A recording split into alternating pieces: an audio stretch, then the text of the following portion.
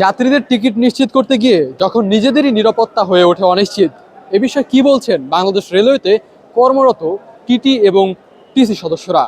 চলুন তাদের মুখ থেকে শুনে আসি। আপনাদের সঙ্গে আছে আমি ইমন খান। আপনারা দেখছেন realnews24.com। ট্রেনে বিনা টিকিটে ভ্রমণ ঠেকাতে প্রতিদিনই দায়িত্ব পালন করছেন বাংলাদেশ রেলওয়ে টিটি ও টিসি সদস্যরা। যাত্রীদের টিকিট পরীক্ষা করা এবং বিনা টিকিটে যাত্রীদের কাছ থেকে নিয়ম অনুযায়ী ভাড়া আদায় করাই তাদের দায়িত্ব। তবে দায়িত্ব পালন করতে গিয়ে অনেক সময় কঠিন পরিস্থিতির মুখোমুখি হতে হচ্ছে এসব রেলকর্মীকে। কিন্তু রেলের আইন অনুযায়ী তো আমাকে ভাড়া জরিমানা সহই আদায় করতে হবে। আমার যে পজ মেশিন আছে সেটাতে আপনার জরিমানা ছাড়া টিকিট বের হয় না, দ্যাটস ওয়াই আমাকে জরিমানা আদায় করতে হয়, এবং এই আদায় করতে গেলে আমাদের মাঝে মাঝে খুবই বাধা বিপত্তির সম্মুখীন হতে হয়। আমি ট্রেনের ভিতরে একা আমাদের যখন থাকি, আমাদের স্কোয়াড যখন থাকে, তখন যাত্রীদের সাথে আমাদের নিরাপত্তা বা তাদেরকে বোঝানোর জন্য অবশ্যই আমাদের নিরাপত্তার জন্য একজন দরকার। নিরাপত্তা কর্মী থাকলে আমাদের জন্য চেকিংয়ের সুবিধা হয়। শারীরিকভাবে আক্রমণ না করলেও তারা, হয়তো বা আমি হইনি, কিন্তু আমার অনেক সহকর্মী এইভাবে এই ভাড়া আদায় এবং সরকারি রাজস্ব আদায় করতে গিয়ে অনেক ধরনের শারীরিক লাঞ্ছনার শিকার হয়েছে। এবং এটা আপনারা এর আগেও দেখেছেন যে তারা বিভিন্নভাবে তাদের ক্ষোভ প্রকাশ আমাদের ওপর করেছেন, কিন্তু তারা এটা বুঝতে নারাজ যে আমরা জরিমানা ছাড়া তাদেরকে টিকিট দিতে পারি না। অভিযোগ রয়েছে কোনো যাত্রীকে বিনা টিকিটে ভ্রমণ করতে দেখে টিকিট করতে বললেই অনেক সময় শুরু হয় তর্ক বিতর্ক, কখনো গালিগালাজ, কখনো হুমকি, আবার পরিস্থিতি গড়ায় হাতাহাতি কিংবা হামলা পর্যন্ত। বিশেষ করে চলন্ত ট্রেনে টিকিট চেক করার সময় এমন পরিস্থিতি তৈরি হলেও বড় ধরনের ঝুঁকিতে পড়তে হয় দায়িত্ব পালনকারী টিটি সদস্যদের।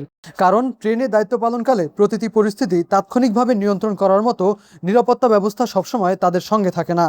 চলন্ত অবস্থায় আমরা যাত্রীদেরকে যথেষ্ট পরিমাণ ভালোভাবে বোঝানোর চেষ্টা করি যে আসলে আমাদের নিয়মটা কীরকম এবং নিয়ম কিভাবে ওয়ার্ক করে, এবং আমরা বুঝাই যাত্রীদেরকে যে এইভাবে তো আমরা টিকিট দিতে পারি না, আমাদের নিয়মটা এইভাবে। এবং তাদেরকে যখন আমি এটা বুঝাইতে সক্ষম হই যে হ্যাঁ, আমি জরিমানা ছাড়া আপনাকে টিকিট করতে পারি না, তখন আমরা বোঝানোর পরে তার কাছ থেকে সমপরিমাণ ভাড়া জরিমানা আদায় করে তাকে সঠিকভাবে টিকিটটা দেওয়ার চেষ্টা করি। সবচেয়ে বড় বিপত্তিটা এখানেই ঘটে যে তারা টিকিট কেটে মনে করে ট্রেনের যে কোনো কামরাই তারা যেতে পারবে, কিন্তু আসলে তারা এটা বুঝে না যে তাদের নির্দিষ্ট ক্লাসিফাইড করা আছে যে তারা একমাত্র শুধুমাত্র শোভন চেয়ারেই যাতায়াত করতে পারবে। তো তারা বগি হুড়োহুড়ি করে তাড়াহুড়ার কারণে অনেকে ভুলে এসি বগিতে উঠে যাওয়ার ফলে তখন একটা সিচুয়েশন তৈরি হয়। আমরা চেষ্টা করি যখন এসিতে যাই, চেকিংয়ের সময় যাই, স্ট্যান্ডিং যাত্রী দেখি, আমরা তখন তাদেরকে বলার পরে তারা বুঝে এবং চেষ্টা করে ওইখান থেকে স্থানান্তর হওয়ার জন্য। ফলে দায়িত্ব পালন করতে গিয়ে নিজেদের নিরাপত্তা নিয়েও আতঙ্কে থাকতে হয় অনেক রেলকর্মীকে। রাজশাহীতে রেলওয়ে কর্মকর্তা কর্মচারীদের মানববন্ধনে উঠে এসেছে এমন অভিযোগ। তাদের দাবি, দায়িত্ব পালন করতে গিয়ে কোনো রেলকর্মী যাতে হামলা বা হয়রানির শিকার না হন সেজন্য প্রয়োজনীয় নিরাপত্তা নিশ্চিত করতে হবে।